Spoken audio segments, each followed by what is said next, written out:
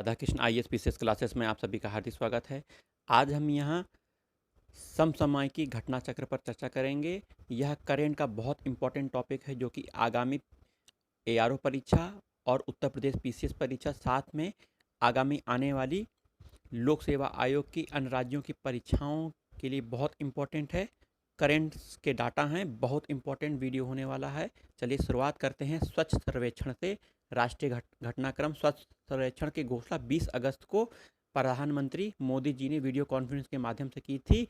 इस साल स्वच्छ सर्वेक्षण में इस साल भी इंदौर का प्रथम स्थान आया है, वहीं सूरत का दूसरा स्थान आया है। सबसे अच्छा प्रदर्शन इंदौर ने किया। इस साल भी स्वच्छ सर्वेक्षण में इंदौर का प्रथम स्थान आया है, दूसरा स्थान सूरत का आया है। इसे आप याद कर लीजिएगा, बस इतना है इसमें। राम मंदिर निर्माण के लिए 5 अगस्त को शिलान्यास किया गया था। 5 अगस्त को शिलान्यास किया गया प्रधानमंत्री मोदी जी के द्वारा। जो मुहूर्त था, उस मुहूर्त में यह शिलान्यास किया गया था। केंद्र सरकार द्वारा एक ट्रस्ट बनाया गया था राम मंदिर के लिए, जो कि 15 सदस्यीय ट्रस्ट था। तो यह राम मंदिर का शिलान्यास कब किया गया, भूमि पूजन कब किया गया? 5 अगस्त 2020। ये डेट आपको याद रखनी है। नेक्स्ट, आकांक्षी जिलों की डाटा रैंकिंग बहुत इंपॉर्टेंट है। जुलाई में नीति आयोग द्वारा, बहुत इंपॉर्टेंट है, नीति आयोग द्वारा फरवरी 2020 और जून 2020 की अवधि के हेतु आकांक्षी जिलों की रैंकिंग की गई, जिसमें छत्तीसगढ़ का बीजापुर जिला, ध्यान दीजिएगा, छत्तीसगढ़ का बीजापुर जिला पहले स्थान पर है, जबकि दूसरे और तीसरे स्थान पर री बोई जिला मेघालय का है। री बोई जिला मेघालय का है। और सबसे इंपॉर्टेंट बहराइच जिला उत्तर प्रदेश का है। बहराइच जिला उत्तर प्रदेश, पहला जिला बीजापुर छत्तीसगढ़, दूसरा जिला रिबोई मेघालय, तीसरा बहराइच उत्तर प्रदेश। राष्ट्रीय शिक्षा नीति 2020 अभी आई है, जो कि 1986 की राष्ट्रीय शिक्षा नीति का स्थान लेगी, जो कि 34 साल पुरानी राष्ट्रीय शिक्षा नीति है। राष्ट्रीय शिक्षा नीति 2020 जो है वह 10+2 के स्थान पर किस मॉडल पर आधारित है? शिक्षा के 5+3+3+4 मॉडल पर आधारित है। वहीं मानव संसाधन विकास मंत्रालय, मानव संसाधन विकास मंत्रालय जिसे कहते हैं MHRD, इसका नाम शिक्षा मंत्रालय रख दिया गया। क्या रख दिया गया है? शिक्षा मंत्रालय। शिक्षा मंत्रालय इसका नाम हो गया है।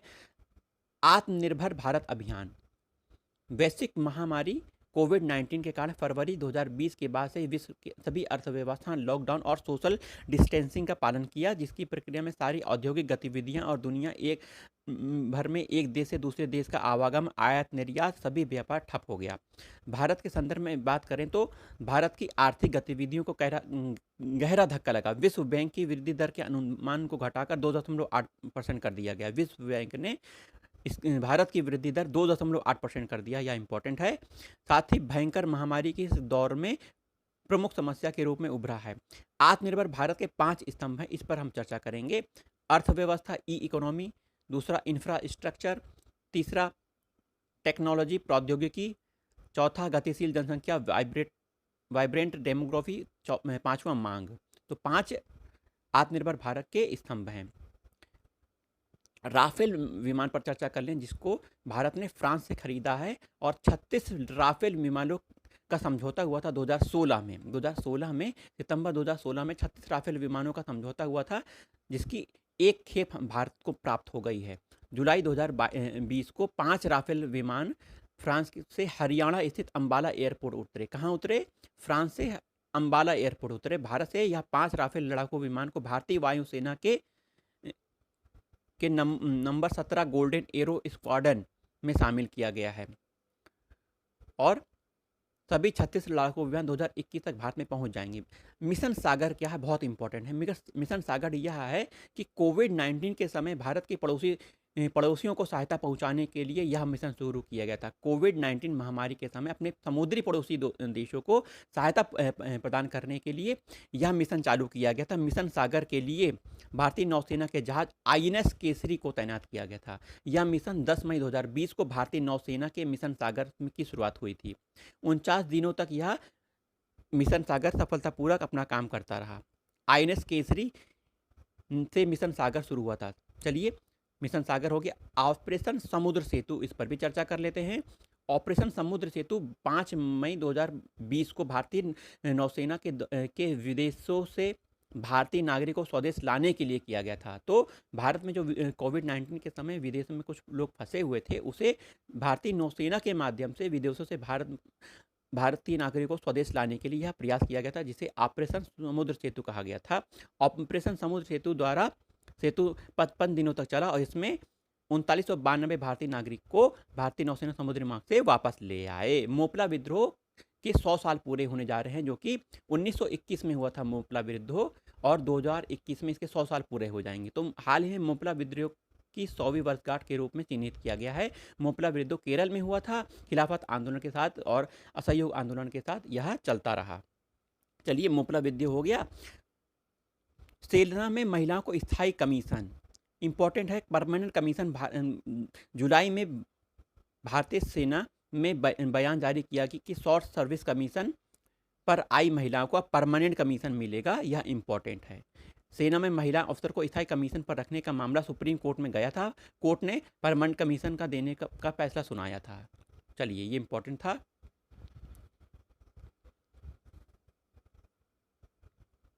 वंशधारा नदी जल विवाद, ये इंपॉर्टेंट, यह पूछा जा सकता है। वर्ष 2009 से आंध्र प्रदेश तथा उड़ीसा राज्य में के मध्य उत्पन्न वंशधारा जल विवाद का समाधान को लेकर आंध्र प्रदेश द्वारा उड़ीसा सरकार से वार्ता की बात की गई। तो इंपॉर्टेंट यह है कि वंशधारा नदी जल विवाद किन देशों के बीच में है, किन राज्यों के बीच में है। तो आंध्र प्रदेश और उड़ीसा के बीच में है वंशधारा नदी जल विवाद। ठीक है, चलिए, इतना हमें याद करना है। भारतीय सूचना प्रौद्योगिकी कानून संशोधन विधेयक 2020 आया है, इस पर चर्चा कर लेते हैं। लोकसभा द्वारा भारतीय सूचना प्रौद्योगिकी कानून विधेयक 2020 पारित कर दिया गया है और मानव संसाधन विकास मंत्री द्वारा यह प्रस्तुत विधेयक भारतीय सूचना प्रौद्योगिकी संस्थान कानून अधिनियम और सूचना जो प्रौद्योगिकी स्थान सार्वजनिक निजी भागीदारी अधिनियम के प्रमुख प्रावधानों को संशोधन किया गया है। तो 2020 यह कानून आ चुका है। वित्त विधेयक पर चर्चा नहीं करेंगे। नेक्स्ट देखते हैं,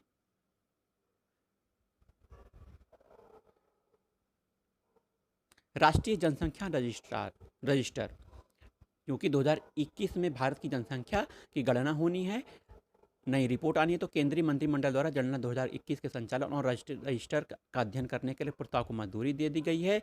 जनगणना का आयोजन वर्ष 2021 में किया जाएगा। एनपीआर के अद्यतन का कार्य असम को छोड़कर देश के सभी केंद्र शासित प्रदेशों अप्रैल से सितंबर के दौरान किया जाएगा।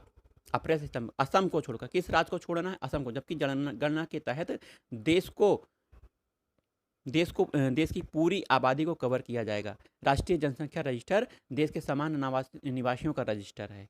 क्या रजिस्टर? समान निवासियों का रजिस्टर। भारत के प्रत्येक सामान्य निवासी के लिए एनपीआर का पंजीकरण कराना अनिवार्य है। इसके लिए भारतीय नागरिकों के लिए विदेशी नागरिकों को शामिल किया गया है। चलिए देखते हैं, नेपाली भाषा सेके। नेपाली भाषा जो सेके है, यह बहुत चर्चा का केंद्र बिंदु रहा, क्योंकि लुप्त प्राय भाषाओं पर काम करने वाली संस्था इंडेंजर्ड लैंग्वेज अलायंस के अनुसार वर्तमान में सेके भाषा लोगों की संख्या में विश्व में मात्र 700 रह गई है। तो सेके की कौन सी भाषा है? यह नेपाली भाषा है। इस भाषा को बोलने वाली लोगों की संख्या 700 रह गई है। सेके का अर्थ सुनहरी भाषा है। ठीक है, सरकारी योजना पर चर्चा करते हैं। मनरेगा योजना की विशेष बात यह है, जो आपको जाननी है, कि जून 2022 में उत्तर प्रदेश ने राजस्थान को पीछे छोड़ते हुए मनरेगा के तहत सबसे अधिक रोजगार देने वाला राज्य उत्तर प्रदेश बन गया है। राजस्थान पहले था, अब उत्तर प्रदेश हो गया है। एक राष्ट्र एक राशन कार्ड योजना के संबंध में चर्चा करते हैं। 30 जून 2020 को भारत के प्रधानमंत्री ने अपने राष्ट्र को संबोधन में प्रधानमंत्री गरीब कल्याण योजना को नवंबर तक के लिए बढ़ा दिया है। कब तक के लिए बढ़ा दिया है? नवंबर बढ़ा दिया है। यह योजना वन नेशन वन कार्ड योजना द्वारा क्रियान्वित की जाएगी। वर्ष 2019 में केंद्रीय उपभोक्ता मामले, खाद्य सार्वजनिक वितरण मामले ने 30 जून 2020 तक पूरे देश में एक राष्ट्र एक राशन कार्ड योजना लागू करने की घोषणा की। तो एक राष्ट्र एक राशन कार्ड योजना खाद्य एवं सार्वजनिक वितरण मंत्रालय, उपभोक्ता खाद्य एवं सार्वजनिक वितरण मंत्रालय के द्वारा किया जाएगा। इसके तहत सार्वजनिक वितरण प्रणाली के अंतर्गत आने वाले लाभार्थियों को विशेषकर प्रवासी लोगों को खाद्यान्न प्राप्त करने में सक्षम होगा। चलिए आगे देखते हैं। प्रधानमंत्री स्वनिधि योजना पीएम स्वनिधि योजना पर चर्चा करते हैं।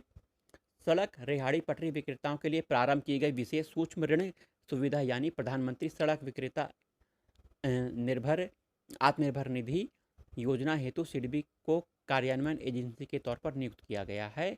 नियुक्त करने के संदर्भ में आवास और शहरी मामलों के मंत्रालय ने भारतीय लघु विकास बैंक सिडबी के साथ एक समझौता किया है और यह योजना मार्च 2000 तक प्रभावी रहेगी। कौन सी योजना? प्रधानमंत्री स्वनिधि योजना। तो प्रधानमंत्री स्वनिधि योजना में कार्यान्वयन एजेंसी कौन है? सिडबी। कार्यान्वयन एजेंसी भारतीय लघु विकास बैंक, जिसे सिडबी कहा जाता है, यह एजेंसी। प्रधानमंत्री किसान सम्मान निधि, यह क्या है? प्रधानमंत्री किसान सम्मान निधि योजना की घोषणा 1 फरवरी 2019 को भारत के 2019 अंतरिम केंद्रीय बजट के दौरान पीयूष गोयल तय किया गया। तो 1 फरवरी 2019 को किसान सम्मान निधि योजना की शुरुआत की गई थी। वन धन योजना 2018 में वन धन योजना के 100 दिन पूरे हो गए। विदित योजना आदिवासी मामलों के मंत्रालय एवं ट्राइफेड द्वारा शुरू की गई थी। योजना 14 अप्रैल 2018 को छत्तीसगढ़ के बीजापुर से किया गया था। तो 14 अप्रैल 2018 को वन धन योजना की शुरुआत हुई थी और इसके 100 दिन पूरे हो चुके हैं। चलिए सुमन योजना पर चर्चा करते हैं। अक्टूबर 2019 को केंद्र सरकार ने सुरक्षित मातृत्व आश्वासन जिसे सुमन कहा जाता है, सुरक्षित मातृत्व आश्वासन सुमन की योजना की शुरुआत अक्टूबर 2019 को की थी। यह 100% सुरक्षित मातृत्व का लक्ष्य हासिल करने के लिए शुरू की गई थी। बहुत इंपॉर्टेंट योजना है सुमन योजना। इस योजना के तहत हर गर्भवती महिला को सुरक्षित मातृत्व की गारंटी दी जाएगी। इस योजना के तहत समस्त गर्भवती महिलाओं को प्रसव पूर्व जांचें, हीमोग्लोबिन, शुगर, यूरिन जांच, ब्लड ग्रुप जांच, HIV, सिफिलिस जांच, वजन, ब्लड प्रेशर, अल्ट्रासाउंड, अन्य जांच की जाएंगी। तो सुमन योजना अक्टूबर 2019 में चालू की गई थी। प्रधानमंत्री मानधन योजना इंपॉर्टेंट है। झारखंड में प्रधानमंत्री नरेंद्र मोदी जी ने 12 सितंबर 2019 को झारखंड के रांची से प्रधानमंत्री किसान मानधन योजना की शुरुआत की थी। इस योजना के तहत 60 की उम्र के बाद किसानों को मामूली अंशदान पर 5,000 रुपये मासिक पेंशन मिलेगी। तो 60 वर्ष की उम्र के बाद किसानों को अंशदान पर 5,000 रुपये मासिक पेंशन मिलेगा। यह प्रधानमंत्री मानधन योजना की इंपॉर्टेंट बात है। वहीं 12 सितंबर 2019 को झारखंड के रांची में इसकी शुरुआत हुई थी। फिट इंडिया मूवमेंट इंपॉर्टेंट है। प्रधानमंत्री मोदी जी ने 29 अगस्त को राष्ट्रीय खेल दिवस के अवसर पर दिल्ली के इंदिरा गांधी इंडोर स्टेडियम पर फिट इंडिया मूवमेंट की शुरुआत की थी। यही इंपॉर्टेंट बात है। 29 अगस्त 2019 कहाँ पे? दिल्ली में राष्ट्रीय खेल दिवस के अवसर पर फिट इंडिया मूवमेंट की शुरुआत प्रधानमंत्री जी ने की। जल जीवन मिशन योजना 15 अगस्त 2019 को, इंपॉर्टेंट योजना है, 15 अगस्त 2019 को जल जीवन मिशन योजना की शुरुआत प्रधानमंत्री मोदी जी ने की थी। इसका उद्देश्य देश के सभी घरों को पाइप के द्वारा जल उपलब्ध करवाने के लिए जल जीवन मिशन की स्थापना की थी। जल जीवन मिशन 15 अगस्त 2019 को शुरुआत की गई थी। इंदिरा रसोई योजना, यह राजस्थान के मुख्यमंत्री जी ने कमजोर वर्ग, आर्थिक रूप से कमजोर वर्ग के लिए उपलब्ध करवाई थी इंदिरा रसोई योजना। तो यह राजस्थान की योजना है, पूछा जा सकता है। किसान रेल और कृषि उड़ान इंपॉर्टेंट है। केंद्रीय बजट 2020-21 में कृषि क्षेत्र में होने वाली आय बढ़ाने के लिए किसान रेल, कृषि उड़ान योजना की घोषणा की। किसान रेल का क्रियान्वयन भारतीय रेल के द्वारा किया जाएगा। कृषि उड़ान का संचालन नागर विमानन विभाग किया जाएगा। तो भारतीय रेल द्वारा किसान रेल का क्रियान्वयन किया जाएगा। किसान रेल को PPP मॉडल द्वारा चलाया जाएगा और एक्सप्रेस और रेलगाड़ियों में रेफ्रिजरेटर कोच होंगे। किसान रेल से दूध, मांस, मछली समेत खराब होने वाली वस्तुओं के लिए एक अबाधित राष्ट्रीय शीत आपूर्ति श्रृंखला चालू की जाएगी। ठीक है। नेक्स्ट, अटल भूजल योजना इंपॉर्टेंट है। जल शक्ति मिशन मंत्रालय इसको क्रियान्वित कर रहा है। अटल भूजल मिशन को 25 दिसंबर 2019 को निम्न भूजल स्तर वाले क्षेत्रों में भूजल संरक्षण के लिए अटल भूजल मिशन की शुरुआत की गई थी 25 दिसंबर 2019 को। वहीं इस योजना का उद्देश्य चिन्हित प्राथमिकता वाले 7 राज्य जैसे गुजरात, हरियाणा, कर्नाटक, मध्य प्रदेश, महाराष्ट्र, राजस्थान, उत्तर प्रदेश में जन भागीदारी के माध्यम से भूजल स्तर में सुधार लाना है। चलिए, ये इंपॉर्टेंट है। FIR आपके द्वार, यह योजना मध्य प्रदेश सरकार की, आपको इतना याद रखना है। FIR आपके द्वार किस सरकार की है? यह मध्य प्रदेश सरकार की योजना है। चलिए आगे चलते हैं। सत्यभामा पोर्टल। सत्यभामा पोर्टल क्या है?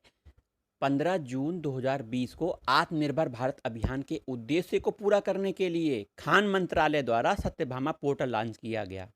इस पोर्टल को राष्ट्रीय सूचना विज्ञान केंद्र द्वारा विकसित किया गया है। तो सत्यभामा पोर्टल आत्मनिर्भर भारत के उद्देश्य को पूरे करने के लिए लॉन्च किया गया है। नवीन रोजगार छतरी योजना, यह उत्तर प्रदेश सरकार द्वारा अनुसूचित जाति SC के सर्वांगीण विकास के लिए प्रारंभ की गई थी। नवीन रोजगार छतरी योजना यह उत्तर प्रदेश सरकार की है। यह योजना, अगली योजना मुख्यमंत्री कन्या सुमंगला योजना, यह भी उत्तर प्रदेश सरकार की योजना है। इस जानना जरूरी है। कब प्रारंभ हुई? 25 अक्टूबर को 2019 को उत्तर प्रदेश के मुख्यमंत्री द्वारा सभी जिलों के लिए कन्या सुमंगला योजना प्रारंभ की गई थी, जिसमें का उद्देश्य कन्या भ्रूण हत्या जैसी कुप्रथा को समाप्त करके परिवार नियोजन को बढ़ावा देना। इसमें प्रत्येक जिले की लगभग 500 बालिकाओं को इसका लाभ मिलेगा। साथ ही प्रत्येक परिवार को अधिकतम 2 बेटियां इस योजना से लाभान्वित होंगी। चलिए, एक और योजना है, बहुत इंपॉर्टेंट योजना है, किल कोरोना अभियान। कोरोना महामारी से लड़ने, संक्रमण पर नियंत्रण करने के लिए मध्य प्रदेश सरकार द्वारा किल कोरोना अभियान चलाया गया था। किल कोरोना अभियान मध्य प्रदेश सरकार द्वारा चलाई गई थी। हमें बस इतना याद रखना है, किल कोरोना अभियान मध्य प्रदेश सरकार द्वारा। अब आइए, प्रेस स्वतंत्रता सूचकांक कौन जारी करता है? सबसे पहले रिपोर्टर विदाउट बॉर्डर नामक गैर सरकारी संस्था जारी करती है, जिसमें भारत का स्थान 142वां था। 2020 में भारत का स्थान 142वां रहा। वहीं पहले स्थान पर आपका विश्व प्रेस सूचकांक में पहले स्थान पर नॉर्वे है और दूसरे स्थान पर फिनलैंड है। ये आपको याद रखना है। पहले स्थान पर नॉर्वे, दूसरे पर फिनलैंड और भारत का स्थान 142वां रहा। यह इंपॉर्टेंट बात है। चलिए, भ्रष्टाचार बोध सूचकांक, यह जनवरी 2020 का डाटा है। ट्रांसपेरेंसी इंटरनेशनल भ्रष्टाचार बोध सूचकांक जारी करती है, जिसमें भारत का स्थान जनवरी 2020 में जारी हुआ सूचकांक 2019 है। यह 80वें स्थान पर है भारत। वहीं डेनमार्क प्रथम स्थान पर है, न्यूजीलैंड दूसरे स्थान पर। भारत का स्थान 80 है। भ्रष्टाचार बोध सूचकांक ट्रांसपेरेंसी इंटरनेशनल जारी करती है। यह 2019 का आंकड़ा है। चलिए आइए हम आते हैं वन स्थिति रिपोर्ट 2019 पर चर्चा कर लेते हैं।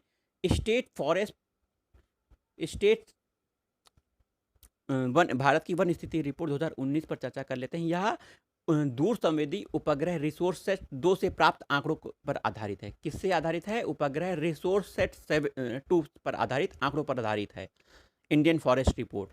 तो आइए इस पर चर्चा शुरुआत कर लेते हैं। प्रतिशत के कुछ आंकड़े हैं, इसे आप ध्यान से नोट डाउन कर लीजिएगा। कुल वनावरण और वृक्षावरण का प्रतिशत पूछा जाता है, यह बहुत इंपॉर्टेंट है। 24.56%, यह इंपॉर्टेंट है। कुल वनावरण और वृक्षावरण का, कुल वनावरण 21.67%, यह भी इंपॉर्टेंट है। वहीं कुल वृक्षावरण 2.89%, यह इंपॉर्टेंट डाटा है। तीनों डाटा इंपॉर्टेंट हैं। वहीं वनावरण में वृद्धि कितनी हुई है? 3976 वर्ग किलोमीटर, जिसे प्रतिशत के रूप में 0.56% कहा जाता है। वृक्षावरण में वृद्धि 1212 वर्ग किलोमीटर, 1.29%। वहीं वनावरण वृक्षावरण में कुल वृद्धि 0.65% है, 5188 वर्ग किलोमीटर। तब आइए, सर्वाधिक वनावरण प्रतिशत वाले राज्य, ध्यान दीजिएगा, प्रतिशत वाले राज्य बोला गया है, न कि क्षेत्रफल वाले राज्य। मिजोरम का पहला स्थान है, अरुणाचल प्रदेश का दूसरा स्थान है, मेघालय का तीसरा स्थान है। 3 स्थान आपको याद रखना है। सबसे ज्यादा वनावरण प्रतिशत वाला राज्य मिजोरम है, इसे आपको याद रखना है। उसके बाद अरुणाचल प्रदेश, फिर मेघालय। क्षेत्रफल वाले राज्य में मध्य प्रदेश का स्थान आ जाता है। देखिए, मध्य प्रदेश का स्थान आ गया। मध्य प्रदेश पहला स्थान, अरुणाचल प्रदेश उसमें भी दूसरा स्थान था, इसमें भी दूसरा स्थान है। छत्तीसगढ़ इसमें तीसरा स्थान है। चलिए, वन क्षेत्रफल में वृद्धि वाले राज्य, सबसे ज्यादा वन क्षेत्रफल में कर्नाटक में वृद्धि हुई है, बस इसको आपको याद रखना है। सब वन क्षेत्र में सबसे ज़्यादा वृद्धि कर्नाटक राज्य में हुई है, आपको इतना याद रखना है। चलिए आगे चलते हैं। ग्लोबल इनोवेशन इंडेक्स 2020 इंपॉर्टेंट है, पूछा जाएगा। ग्लोबल इनोवेशन इंडेक्स 2020 सितंबर 2020 में संयुक्त राष्ट्र के विश्व बौद्धिक संपदा संगठन की नवीनतम रिपोर्ट, किसकी रिपोर्ट है? विश्व बौद्धिक संपदा संगठन की या नवीनतम रिपोर्ट है। कौन सी रिपोर्ट? ग्लोबल इनोवेशन इंडेक्स 2020 के अनुसार सबसे नवोन्मेष अर्थव्यवस्थाओं की ताजी सूची में भारत का स्थान 48वां है। बहुत इंपॉर्टेंट है, ग्लोबल इनोवेशन इंडेक्स में भारत का स्थान 48वां है, वहीं पिछले साल इसका स्थान 52वां था। चलिए, ग्लोबल इनोवेशन इंडेक्स में भारत का स्थान 48वां हो गया। ग्लोबल इकोनॉमिक प्रॉस्पेक्ट कौन जारी करता है? जून में यह रिपोर्ट जारी हुई है, विश्व बैंक जारी करता है। Global economics prospect, global economic prospect report विश्व बैंक समूह की एक रिपोर्ट है जिसमें वैश्विक आर्थिक विकास एवं संभावनाओं की जांच की जाती है।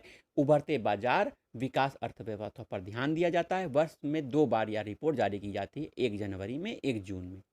QS world university subject ranking, QS world university subject ranking important है।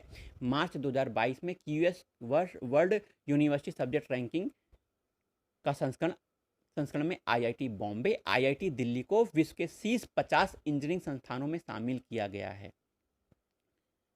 ठीक है, तो 2 आईआईटीज हैं, आईआईटी बॉम्बे, आईआईटी दिल्ली को 50 उसमें शामिल किया गया है, शीर्ष इंजीनियरिंग संस्थाओं में। चलिए खेल घटनाक्रम पर चर्चा करते हैं। कोविड महामारी के बाद किन दो देशों के बीच क्रिकेट श्रृंखला आयोजित की गई? यह इंपॉर्टेंट पूछा जा सकता है। इंग्लैंड आपको देखना और वेस्ट इंडीज देखना। यह क्रिकेट श्रृंखला आयोजित की गई कोविड महामारी के समय, लॉकडाउन के बाद यह पहला मैच आयोजित किया गया था जिसमें इंग्लैंड ने हरा दिया किसको? वेस्ट इंडीज को 2-1 से हरा दिया, सीरीज जीत ली।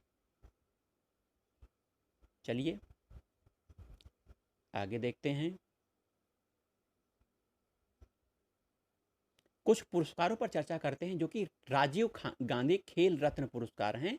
यह इंपॉर्टेंट पुरस्कार हैं, इसी पर चर्चा हम करेंगे।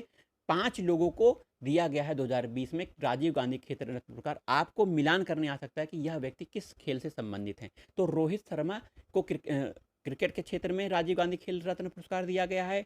मरियप्पन थंगावेलु पैरा एथलीट हैं, ध्यान दीजिएगा, मरियप्पन थंगावेलु पैरा एथलीट से संबंधित हैं। मनिका बत्रा टेबल टेनिस, विनाश फोगोट कुश्ती, रानी हॉकी। तो 5 लोगों को राजीव गांधी खेल रत्न पुरस्कार 2020 प्रदान करने की घोषणा की गई है। चलिए चर्चित व्यक्ति पर चर्चा कर लेते हैं, बहुत इंपॉर्टेंट व्यक्ति हैं। पहले एशियन डेवलपमेंट बैंक, एडीबी कहा जाता है, इनका उपाध्यक्ष अशोक लवासा को नियुक्त किया गया है, जो कि वर्तमान में चुनाव आयुक्त हैं। भारत के वर्तमान चुनाव आयुक्त अशोक लवासा को एशियन विकास बैंक का उपाध्यक्ष नियुक्त किया गया है। चलिए हर्षवर्धन पर भी चर्चा कर लेते हैं। हमारे स्वास्थ्य मंत्री, केंद्रीय स्वास्थ्य मंत्री हैं, इनको वर्ल्ड हेल्थ ऑर्गेनाइजेशन के कार्यकारी बोर्ड के मौजूदा अध्यक्ष के रूप में नियुक्त किया गया है। वर्तमान अध्यक्ष इनको बनाया गया है WHO का। चलिए यह 36 सदस्यीय कार्यकारी बोर्ड है। वहीं नेक्स्ट इंपॉर्टेंट पीवी संधू पर चर्चा करते हैं। इंपॉर्टेंट है क्योंकि पीवी संधू IM बैडमिंटन अभियान के ब्रांड एम्बेसडर नियुक्त की गई हैं। IM बैडमिंटन अभियान का ब्रांड एम्बेसडर नियुक्त किया गया है किसको? पीवी सिंधु को। यह विश्व चैंपियन पीवी सिंधु को विश्व बैडमिंटन संघ ने IM बैडमिंटन अभियान का एम्बेसडर नियुक्त किया है। चलिए आगे देखते हैं, अजय त्यागी पर आ जाते हैं। अजय त्यागी यहाँ पर इंपॉर्टेंट है क्योंकि अजय त्यागी को सेबी का अध्यक्ष बनाया गया है, बनाया नहीं गया, इनका कार्यकाल बढ़ा दिया गया है। अजय त्यागी सेबी के अध्यक्ष हैं, इनका कार्यकाल बढ़ा दिया गया। अब कुछ नियुक्ति, इंपॉर्टेंट नियुक्ति पर केवल चर्चा होगी। भारत का अटॉर्नी जनरल नियुक्त किया गया है के वेणुगोपाल को। किसको? के वेणुगोपाल को अटॉर्नी जनरल नियुक्त किया गया है। वहीं मनोज सिन्हा को उपराज्यपाल जम्मू कश्मीर का नियुक्त किया गया है। गिरीश चंद्र मुर्मू ने त्यागपत्र दे दिया था, तो मनोज सिन्हा को उपराज्यपाल जम्मू कश्मीर का बना दिया गया है। तो अब दिया मिर्जा को क्या किया गया? संयुक्त भारत के संयुक्त राष्ट्र पर्यावरण कार्य का सावधानमा दूत बनाया गया था। इनका दिया मिर्जा का कार्यकाल बढ़ा दिया गया है। बस यही इंपॉर्टेंट बात है। विमल जुमला इंपॉर्टेंट हैं, इस इंपॉर्टेंट बात को आप लोग जानना जरूरी है। विमल जुमला क्या बनाए गए हैं? देश के मुख्य नए सूचना आयुक्त बनाए गए हैं।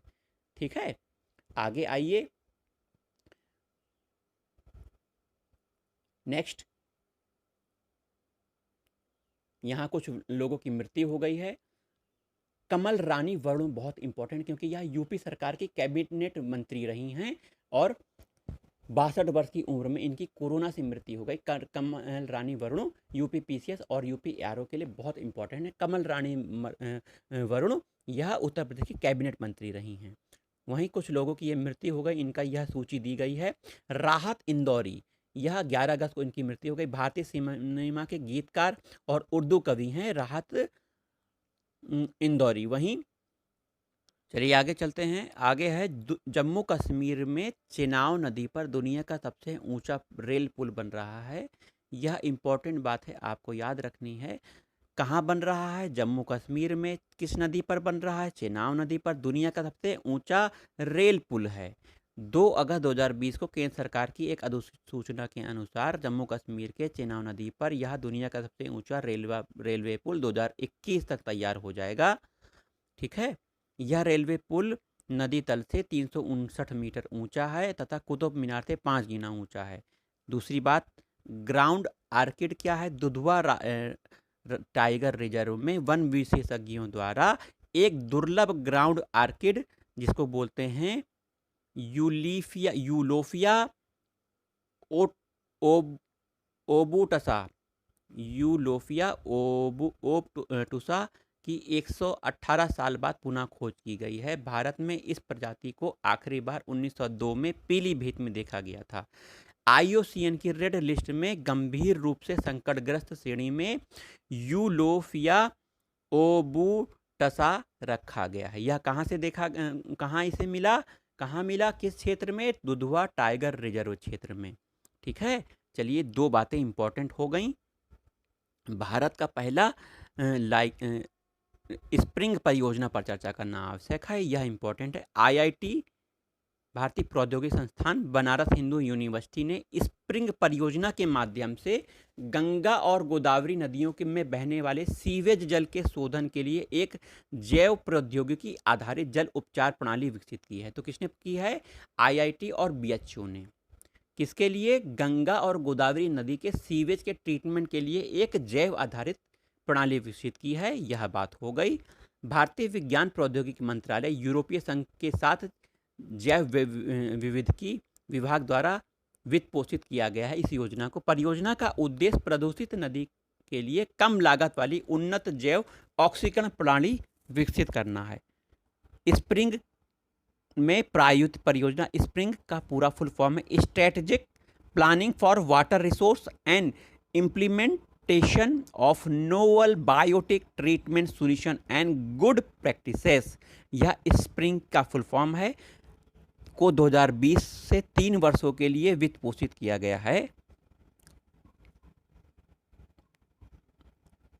पहली बार दूर संवेदी पद्धति का उपयोग करके वाराणसी के पास गंगा में प्रदूषण के स्रोत की पहचान करने के लिए भू-स्थानिक विश्लेषण किया जाएगा। जैविक प्रदूषण के उपचार के लिए उन्नत ऑक्सीकारक प्रक्रिया AOP की जाएगी। अध्ययन क्षेत्र की पहचान करने के लिए माइक्रोबियल फ्यूल सेल आधारित जैव संवेदन प्रणाली का उपयोग किया जाएगा। अगला देखते हैं, इंपॉर्टेंट है, भारत का पहला लाइकेन पार्क पर चर्चा कर लेते हैं। उत्तराखंड के वन विभाग ने पिथौरागढ़ जिले में कुमायूं के मनस्यूरी में भारत का पहला कवक पार्क कहाँ बना है? उत्तराखंड में बना है, पिथौरागढ़ जिले में बना है।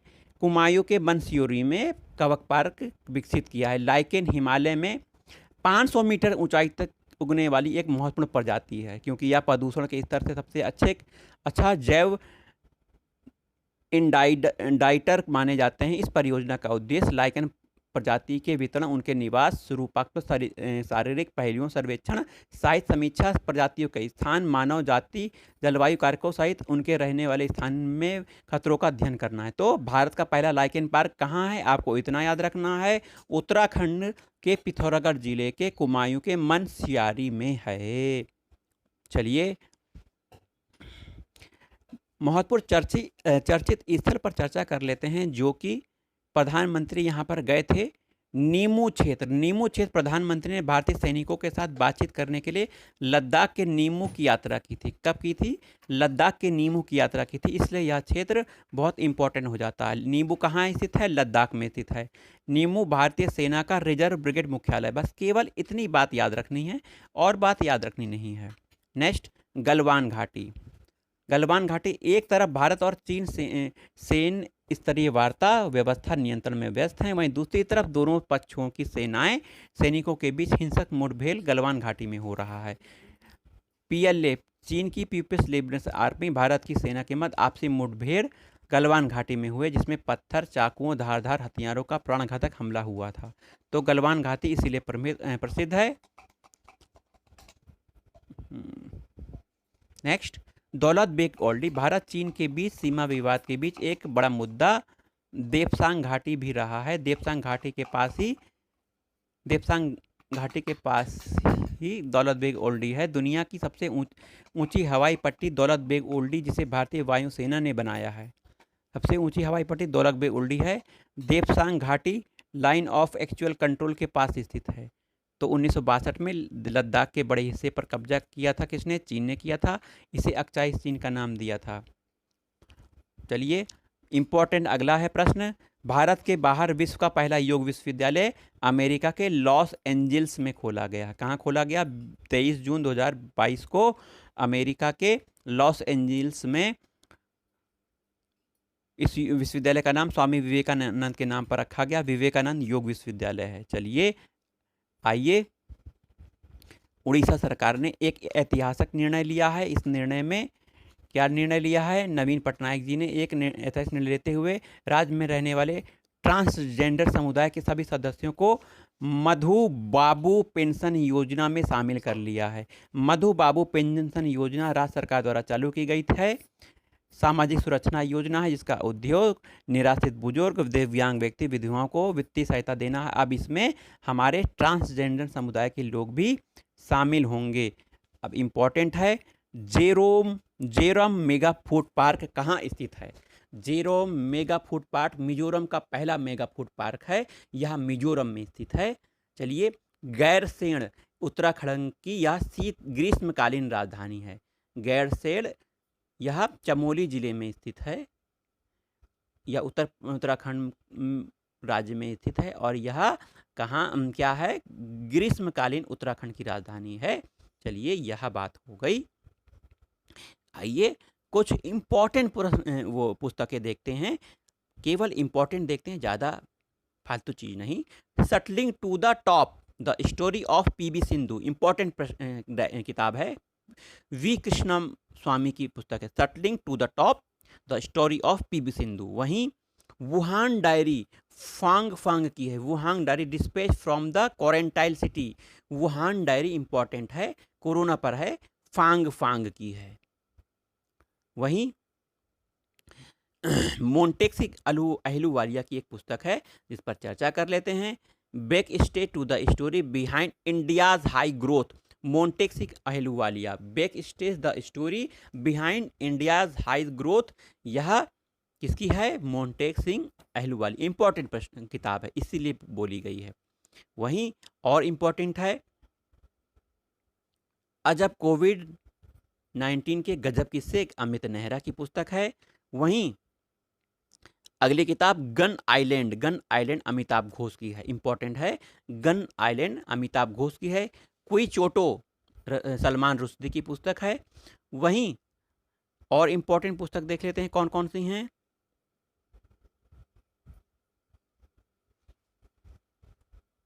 अमित शाह की पुस्तक देखिए, कर्मोदय ग्रंथ।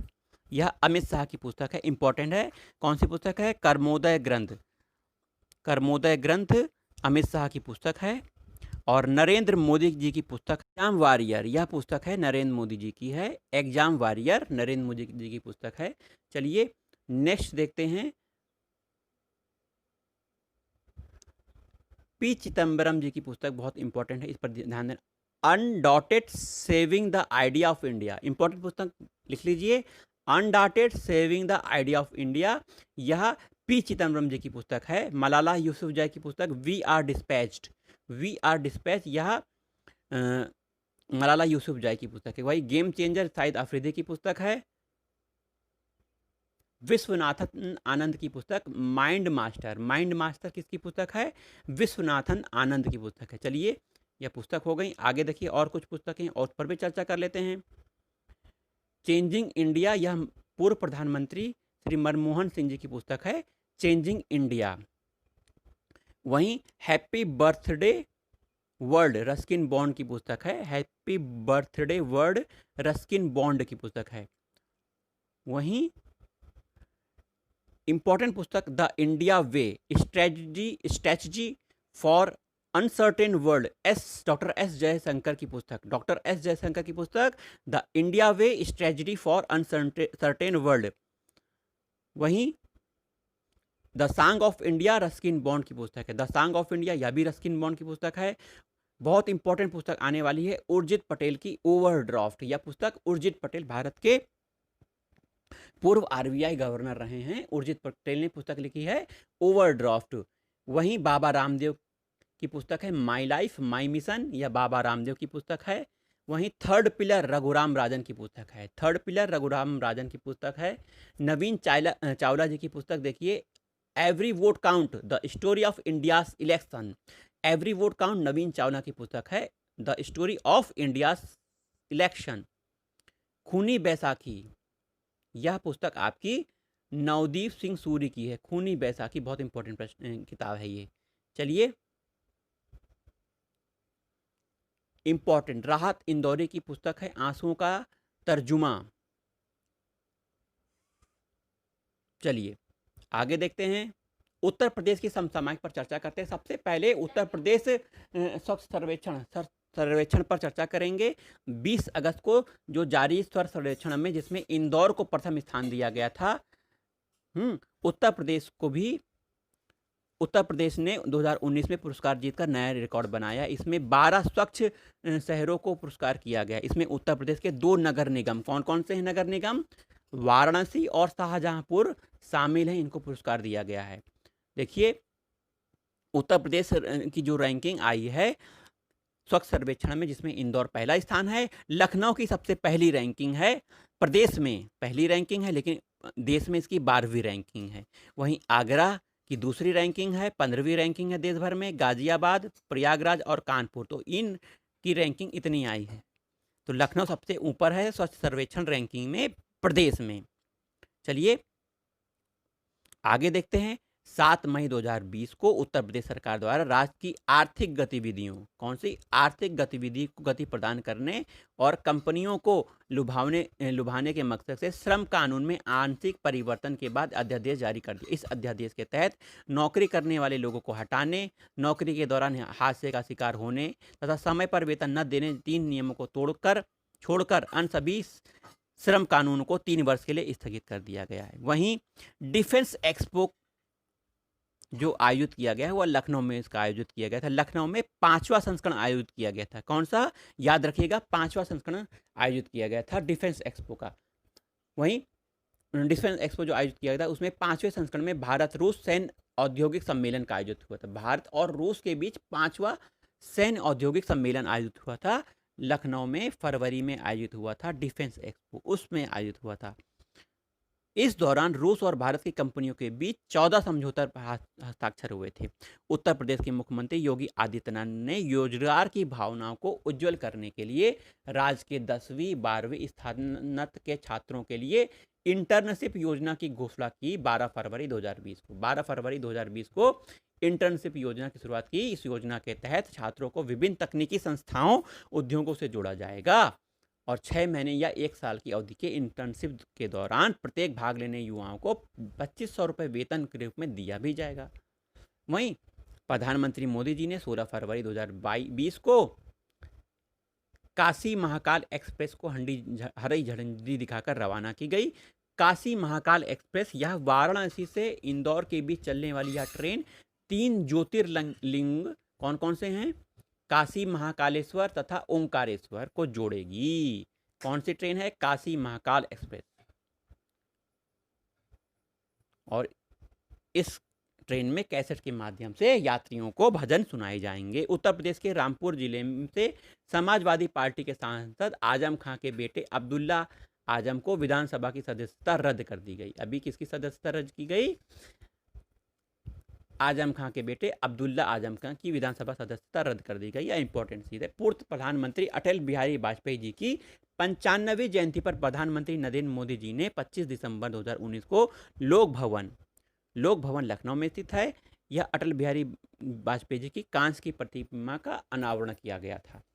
तो यह बात शामिल हो गई। उत्तर प्रदेश में की धार्मिक नगरी प्रयागराज नगर निगम में 207 जिलों को शामिल करने का फैसला ले लिया। कितने गांव हैं? 207 गांवों को शामिल किया गया है। इंपॉर्टेंट है, स्वामी विवेकानंद की जयंती पर राष्ट्रीय युवा दिवस मनाया जाता है। इंपॉर्टेंट यह है कि राष्ट्रीय युवा दिवस का 23वां संस्करण कहाँ मनाया गया? लखनऊ में मनाया गया। इसकी थीम क्या है? फिट यूथ फिट इंडिया, यह इसकी थीम है राष्ट्रीय युवा दिवस का 23वें संस्करण की। चलिए अगला देखते हैं। उत्तर प्रदेश सरकार द्वारा विभागों और संस्थाओं में आउटसोर्सिंग से की जाने वाली भर्तियां जेम पोर्टल के जरिए करना अनिवार्य कर दिया गया। कौन सा पोर्टल? जेम पोर्टल के जरिए। कौशाम्बी जनपद पर चर्चा करते हैं। कौशाम्बी जनपद के बौद्ध स्थल व रामपथ गमन मार्ग का जल्द ही कायाकल्प होना जा रहा है।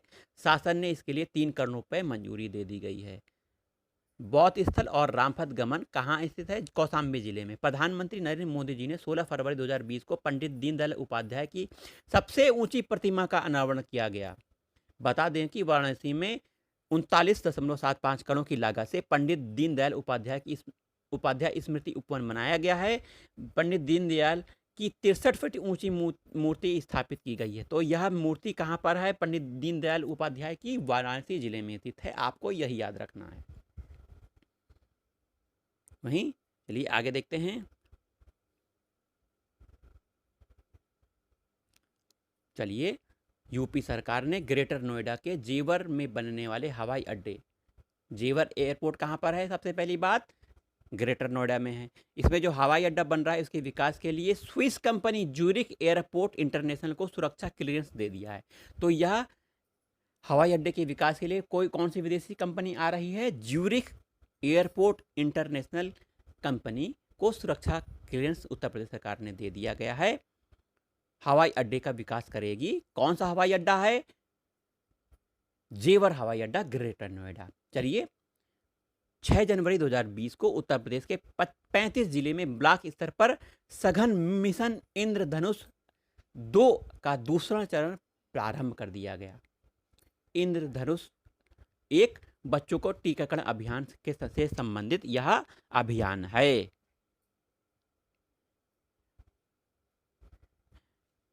चलिए आगे देखते हैं। योगी सरकार ने लॉकडाउन के बीच ऑनलाइन स्वरोजगार संगम कार्यक्रम शुरुआत की है। इसके तहत पहल करने वाला यूपी पहला राज्य है। ऑनलाइन रोजगार संगम कार्यक्रम योगी सरकार ने प्रारंभ किया गया। 56,754 उद्यमियों को 2002.49 करोड़ का ऋण ऑनलाइन वितरित किया गया। ठीक है। उत्तर प्रदेश के मेरठ स्थित mount and veterinary core centre में पशु युद्ध स्मारक बनाया जाएगा। तो इंपॉर्टेंट बात क्या है? उत्तर प्रदेश के मेरठ में mount and veterinary core centre में पशु युद्ध स्मारक, वार मेमोरियल फॉर एनिमल बनाया जाएगा। देश का पहला युद्ध स्मारक होगा, पशु युद्ध स्मारक होगा। उन पशुओं के योगदान को समर्पित होगा जिसने कारगिल युद्ध के दौरान कश्मीर में आतंकवादी विरोधी अभियान में सेना की मदद की थी। चलिए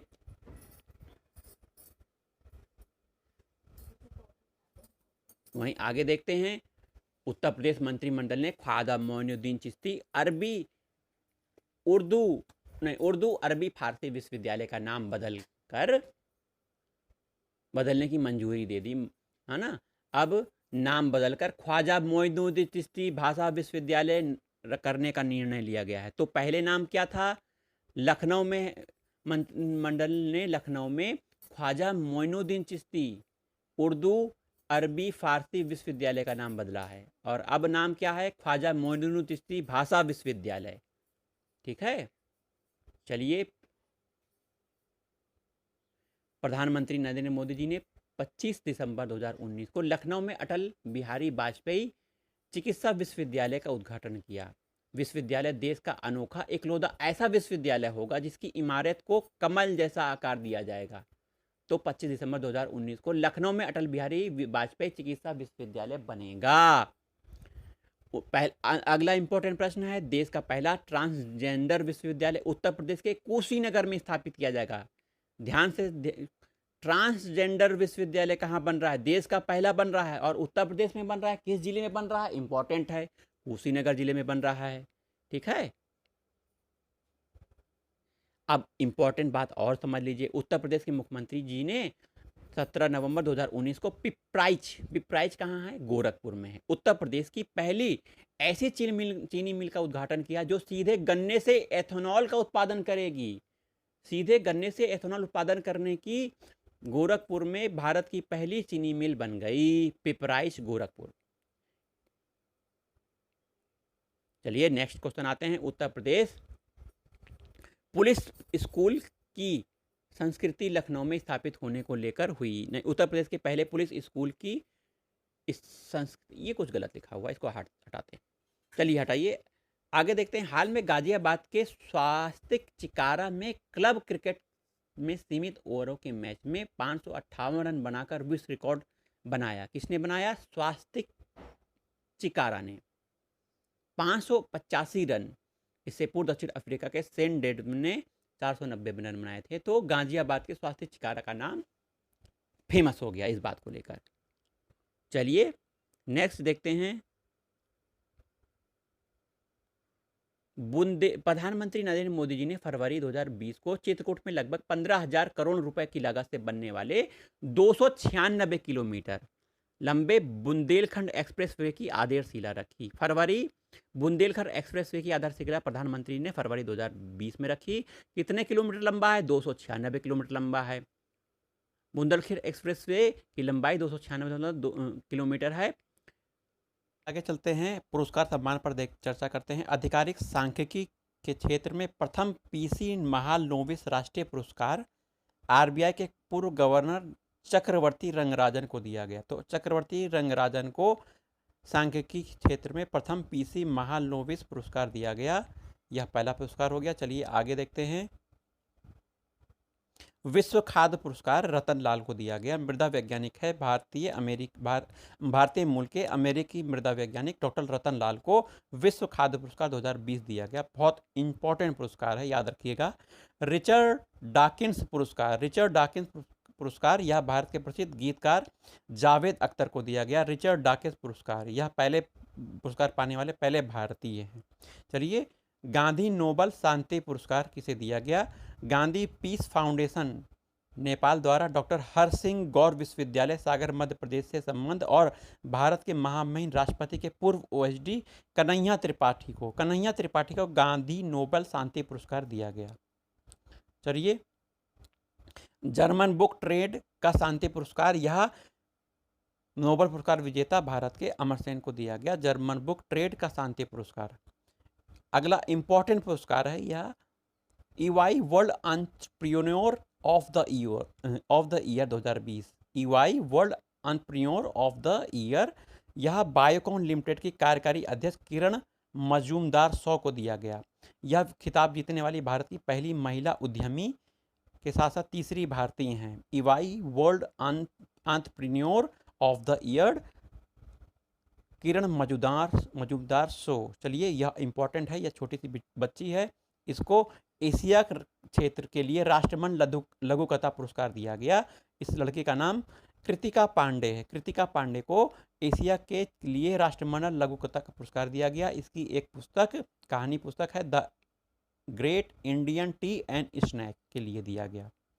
वहीं UN military gender advocate of the year award 2019, यह इंपॉर्टेंट है। UN military gender of advocate award of the year भारतीय सेना के अधिकारी मेजर सुमन ग्वानी को दिया गया। चलिए नेक्स्ट पुरस्कार देखते हैं। अलेक्जेंडर डेल रिम्पल अवार्ड, बहुत इंपॉर्टेंट है। अलेक्जेंडर डेल रिम्पल अवार्ड 2019 भारतीय नौसेना के जल सर्वेक्षण के मुख्य जल सर्वेक्षक वाइस एडमिरल विनय वाधवार को दिया गया। यह पुरस्कार भारतीय जल सर्वेक्षण विशाल हिंद महासागर में उनके उत्कृष्ट योगदान के लिए दिया गया है। यूके रक्षा मंत्रालय यह पुरस्कार देता है। कौन सा? Alexander Dalrymple award. चलिए अगला इंपॉर्टेंट अवार्ड है young career award in nano science and technology 2020 IIT Mumbai के प्रोफेसर सौरभ लोढ़ा को दिया गया। Young career award in nano technology and nano science and technology Saurabh Lodha, उन्हें यह पुरस्कार 2 आयामी वन डेर वाल्स सामग्री के आधार पर सिलिकॉन और नैनो इलेक्ट्रॉनिक्स उपकरणों से आगे लॉजिक ट्रांजिस्टर प्रौद्योगिकी के विकास में उनके महत्वपूर्ण योगदान के लिए दिया गया। चलिए आगे इंपॉर्टेंट एडिसन अवार्ड है। एडिसन अवार्ड पर चर्चा कर लेते हैं। विश्व भर के सर्वश्रेष्ठ नवाचारों को सम्मानित करने के लिए एडिसन अवार्ड दिया जाता है। इसमें 3 पुरस्कार होते हैं, गोल्ड, सिल्वर और ब्रांज। सोशल एनर्जी सॉल्यूशन श्रेणी का के अंतर्गत टाटा पावर को एडिसन अवार्ड मिला है। कंपनी ने यह पुरस्कार club energy has switch off switch on अभियान के लिए जीता। टाटा पावर, ध्यान रखिएगा, एडिसन अवार्ड। वही hero to animal award Orissa के प्रधानमंत्री नवीन पटनायक को दिया गया। पेटा एक पशुओं के अधिकार के लड़ने वाली संस्था है। इस संस्था के द्वारा, पेटा के द्वारा यह पुरस्कार हीरो टू एनिमल अवार्ड नवीन पटनायक को दिया गया। यह सम्मान कोरोना महामारी के कारण लॉकडाउन में दौरान उड़ीसा में सामुदायिक पशुओं के आहार की व्यवस्था करने के लिए दिया गया था। किसको? नवीन पटनायक को। वहीं एबल पुरस्कार पर चर्चा कर लेते हैं। इंपॉर्टेंट है एबल पुरस्कार। एबल पुरस्कार से पहले उत्तर प्रदेश संस्कृत संस्थान पुरस्कार 2019 पर चर्चा कर लेते हैं।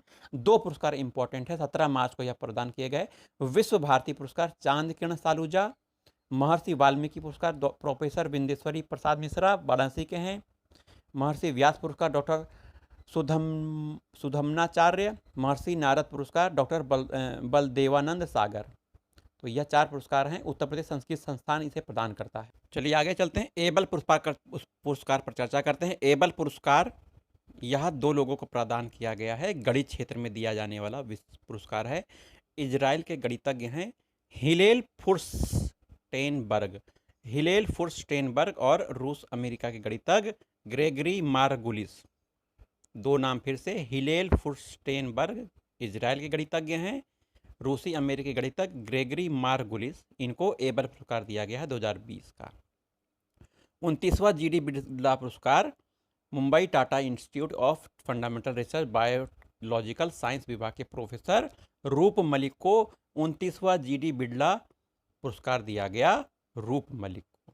चलिए आइए कुछ परियोजना पर चर्चा करते हैं। रीवा अल्ट्रा मेगा सोलर परियोजना की शुरुआत प्रधानमंत्री मोदी जी ने वीडियो कॉन्फ्रेंसिंग के माध्यम से की 10 जुलाई 2020 को। 750 मेगावाट की रीवा अल्ट्रा मेगा सोलर परियोजना है। 1519 हेक्टेयर क्षेत्र में स्थापित यह सौर परियोजना विश्व के सबसे बड़े सिंगल साइट सौर संयंत्र में से एक है। इस सौर पार्क को Rewa ultra mega solar limited Madhya Pradesh द्वारा विकसित किया गया। इस परियोजना द्वारा उत्पादित 36% विद्युत मध्य प्रदेश, वहीं 24% दिल्ली मेट्रो को प्रदान किया जाएगा। यह पहली ऐसी नवीकरण योजना है जिसमें ओपन एक्सेस के माध्यम से राज्य के बाहर किसी व्यावसायिक संस्थान दिल्ली मेट्रो को बिजली प्रदान की जा रही है। चलिए नेक्स्ट परियोजना पर चर्चा करते हैं। प्रधानमंत्री गरीब कल्याण अन्न योजना का विस्तार हुआ है। क्या हुआ है विस्तार में? केंद्रीय मंत्रिमंडल द्वारा कोविड-19 से आर्थिक रूप से मुकाबला करने के एक हिस्से के रूप में इस योजना को 5 महीने का विस्तार देने की मंजूरी दे दी गई है। जुलाई से नवंबर 2020 तक इसका विस्तार किया गया है। इस योजना के अंतर्गत राष्ट्रीय खाद्य सुरक्षा अधिनियम 2013 के तहत कवर किए गए लाभार्थियों को प्रति माह 5 किलोग्राम अतिरिक्त अन्न, गेहूं और चावल और 1 किलोग्राम चना मुफ्त में उपलब्ध कराया जाएगा। अगली योजना बलराम योजना है। यह बलराम योजना किस सरकार की योजना है? इंपॉर्टेंट यही है, उड़ीसा सरकार की योजना है। क्या योजना है? भूमिहीन किसानों को कृषि ऋण प्रदान करने के लिए बलराम योजना उड़ीसा सरकार ने प्रारंभ की थी। इतनी सी बात याद रखनी है हमें, आगे नहीं याद रखना है। नेक्स्ट, बाल श्रमिक विद्या योजना, यह बहुत इंपॉर्टेंट योजना है क्योंकि यह उत्तर प्रदेश के मुख्यमंत्री द्वारा प्रारंभ की गई थी। बाल श्रमिकों को शिक्षित करने हेतु बाल श्रमिक विद्याधन योजना की शुरुआत 12 जून 2020 को प्रारंभ की गई थी। इस योजना के तहत चयनित लड़के लड़कियों को 1,000 और 1,200 रुपये मासिक वित्तीय सहायता प्रदान की जाएगी। यदि बच्चे 8, 9, 10 उत्तीर्ण कर लेते हैं तो उन्हें प्रत्येक कक्षा उत्तीर्ण करने के लिए अतिरिक्त राशि दी जाएगी। पीएम स्वनिधि योजना इंपॉर्टेंट है, इस पर चर्चा करना आवश्यक है। केंद्रीय मंत्रिमंडल द्वारा रिहाड़ी विक्रेताओं को सस्ते ब्याज पर ऋण प्रदान करने हेतु एक विशेष सूक्ष्म ऋण सुविधा योजना, जिसे पीएम स्वनिधि अर्थात प्रधानमंत्री स्ट्रीट वेंडर आत्मनिर्भर योजना प्रारंभ की 1 जून 2020 को। तो यह योजना 1 जून 2020 को प्रारंभ की गई थी। उद्देश्य रिहाड़ी विक्रेताओं को सस्ते ब्याज पर उपलब्ध कराना है। आवास और शहरी मामलों के मंत्रालय द्वारा शुरू की गई इस योजना के तहत स्ट्रीट वेंडर को 10,000 रुपए तक कार्यशील पूंजी ऋण दिया जाएगा, जिसमें 1 वर्ष में मासिक किस्तों में चुका सकता है। चलिए, पंचवटी योजना, यह हिमाचल प्रदेश की योजना है, आगे नहीं पढ़ना है ज़्यादा। यह इंपॉर्टेंट योजना है, आंध्र प्रदेश की योजना है, बहुत इंपॉर्टेंट योजना है। रीस्टार्ट योजना अगर पूछा गया तो आप बताएंगे आंध्र प्रदेश की योजना है। इस योजना के तहत राष्ट्रव्यापी योगदान के कारण प्रभावित राज्य के SMSE के क्षेत्र को सबल करने के लिए आंध्र प्रदेश ने रीस्टार्ट योजना 22 मई 2020 को प्रारंभ की। बस इतनी बात याद रखनी है। कोणार्क सूर्य मंदिर के सौर कणा की योजना बनाई गई है। नवीन और नवीनीकरण ऊर्जा मंत्रालय द्वारा उड़ीसा में स्थित कोणार्क सूर्य मंदिर और कोणार्क शहर को पूर्णतः सोलराइजिंग करने की योजना बनाई गई है। तो इंपॉर्टेंट है, किस मंदिर को पूर्ण सोलराइजेशन करने की योजना बनाई गई है? उड़ीसा का कोणार्क सूर्य मंदिर और कोणार्क शहर को 100% सौर कणा करने की योजना बनाई गई है। यह बात याद रखने की है, आगे नहीं याद करना है। नेक्स्ट देखते हैं, FIR आपके द्वार, इंपॉर्टेंट है, मध्य प्रदेश सरकार की। देखिए, FIR आपके द्वार मध्य प्रदेश सरकार की योजना है, इतना आपको याद रखना है। वहीं ऑनलाइन स्वरोजगार संगम कार्यक्रम, यह उत्तर प्रदेश मुख्यमंत्री योगी आदित्यनाथ जी ने प्रारंभ की थी 14 मई 2020 को। ऑनलाइन स्वरोजगार संगम कार्यक्रम के तहत मुख्यमंत्री जी ने 56,754 उद्यमियों को 2 करोड़ 49 लाख रुपए ऋण ऑनलाइन वितरित किया। मुख्यमंत्री ने MSME सारथी पोर्टल एवं मोबाइल ऐप का भी शुभारंभ किया। यह उत्तर प्रदेश की योजना इसीलिए बहुत इंपॉर्टेंट है। नेक्स्ट, प्रवासी राहत मित्र ऐप, यह उत्तर प्रदेश सरकार द्वारा प्रवासी राहत मित्र ऐप 8 मई 2020 को प्रारंभ किया गया था। राजस्व विभाग की सहायता से के राहत आयुक्त कार्यालय द्वारा तैयार किया गया यह app UNDP United Nation development programme के सहयोग से विकसित किया गया। इस ऐप के मदद से प्रवासी कामगारों को सरकारी योजनाओं का लाभ मिलेगा। इसके माध्यम से मजदूर से जुड़े हर आंकड़े एकत्रित किए जाएंगे। कौन सा ऐप है? प्रवासी राहत मित्र ऐप।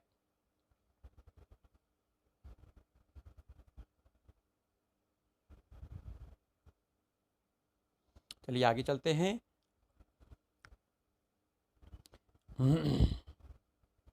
गरुड़ पोर्टल, यह इंपॉर्टेंट है। गरुड़ पोर्टल क्यों लॉन्च किया गया? नागरिक उड्डयन मंत्रालय द्वारा गरुड़ नामक पोर्टल लॉन्च किया गया। गरुड़ एक पूर्ण स्वरूप government authorization for relief using drones है। यह पोर्टल कोविड महामारी से निपटने हेतु ड्रोन संचालित करने के लिए केंद्र सरकार से छूट प्राप्त करने वाले राज्य संस्थाओं से सहायता करेगा। चलिए आगे चर्चा करते हैं।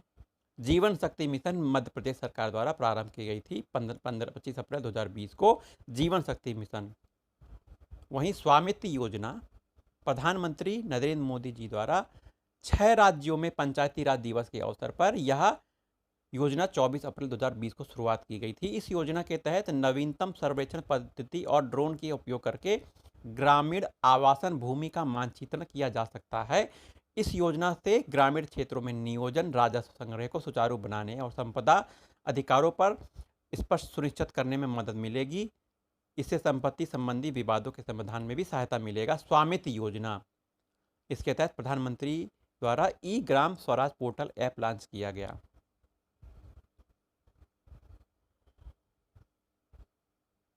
मुख्यमंत्री कोविड-19 योद्धा कल्याण योजना, यह मुख्यमंत्री मध्य प्रदेश के मुख्यमंत्री द्वारा प्रारंभ की गई कोरोना महामारी को रोकथाम हेतु समर्पित होके योद्धाओं को समर्पित के लिए ये योजना चालू की गई थी। कोरोना महामारी संबंधी यह मध्य प्रदेश सरकार की योजना, इतनी बात आपको याद रखनी है। 5T योजना, कोरोना महामारी के संबंध में दिल्ली सरकार द्वारा 5T योजना प्रारंभ की गई थी। 5T योजना दिल्ली सरकार की है, किसके संबंध में? कोरोना महामारी के संबंध में है।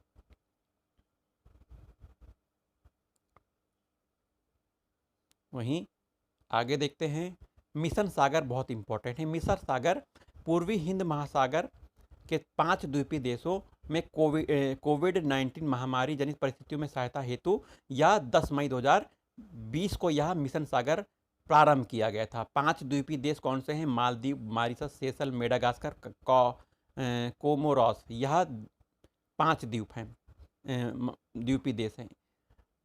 इस मिशन के तहत भारतीय नौसेना ने केपोत आइनस केसरी की तैनाती की गई थी। चलिए, याला हो गया। आगे देखते हैं, ऑपरेशन और अभियान, आई कमिट अभियान, यह अभियान किस मंत्रालय द्वारा चालू किया गया? केंद्रीय विद्युत, नवीकरण और नवीकरणीय ऊर्जा मंत्रालय के मंत्री RK सिंह द्वारा विश्व पर्यावरण दिवस पर आई कमिट अभियान प्रारंभ किया गया था 5 जून 2020।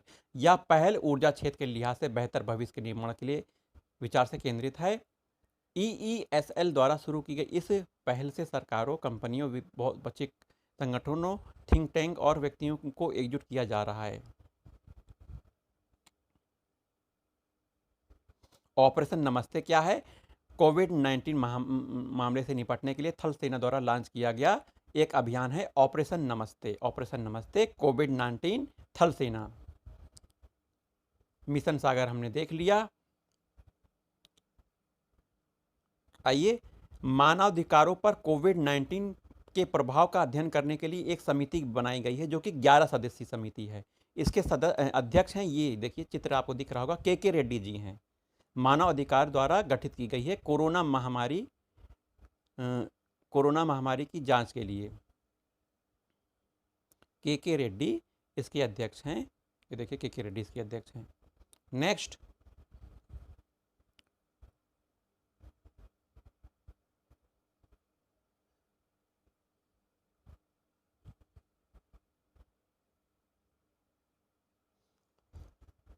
एक 108वां भारतीय विज्ञान कांग्रेस की स्थापना, कांग्रेस 2021, 108वां भारतीय विज्ञान Congress 2021 symbiosis international university Pune में आयोजित होगा 3 से 7 जनवरी 2021 को। मुख्य विषय थीम क्या होगा? महिला सशक्तिकरण के साथ सतत विकास के लिए विज्ञान और प्रौद्योगिकी, यह मुख्य थीम रहेगा। ग्लोबल इंडिया वीक का आयोजन वर्चुअल सम्मेलन हुआ था, यह ब्रिटेन में सम्मेलन हुआ था। ग्लोबल इंडिया वीक, इसका थीम है पुनः प्रवर्तक बने भारत और एक बेहतर विश्व।